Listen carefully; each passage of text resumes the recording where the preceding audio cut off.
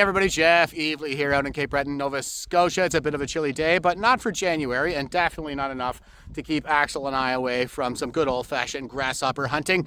And it looks like Americans are finally waking up to the threat to their national security posed by the Chinese Communist Party emanating from Canadian territory on their northern border. We had James Lindsay tweeting about this. Another major account, Cat Turd, which is a very silly online handle that actually produces some very valuable content. This person is known to Dan Bongino himself and followed by several within the Trump administration. Speaking of people who are followed by the Trump administration, Steve Bannon, who was Trump's chief strategist at his first inauguration, he actually screen capped one of my posts on the matter and put it out to his Instagram following. If Steve Bannon is talking about this, then I can guarantee you that people within the Trump administration are talking about this. And we in Canada have a lot of work to do in terms of waking up the masses. Mark Carney's elbows up election propaganda left Canadians with a bad case of mass formation Trump derangement syndrome. They still think that our allies are the enemy and our enemies are the allies. That is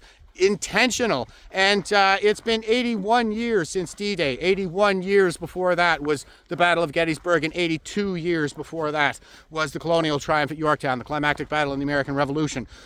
So we are in World War III. We have been since 2020, and this is the year that it climaxes. It just looks a lot different than it did last time around because it's much more clandestine than ever before, and that's by design. It harkens all the way back to the 5th century BC, when Sun Tzu wrote The Art of War, in which he said that the supreme art of war is to subdue the enemy without any fighting. And the strategy that he sketches out therein is essentially one of state collapse by weakening it from within. They capture our elites, turn the state against the people would turn against the state, pit all the different ethnicities and religious groups off one another. We'll be too busy at each other's throats to notice what Sun Tzu called the divine manipulation of the threads, or what Clive Hamilton more recently called the invisible hand. And The Art of War got an upgrade in the 90s. There's a book on Amazon called Unrestricted Warfare, in which two Chinese colonels, Kel Ling and Wang Shenshu, sketch out the entire plan to take down the United States and the West more broadly. It's economic warfare, cyber warfare, cultural warfare, psychological warfare, terrorism,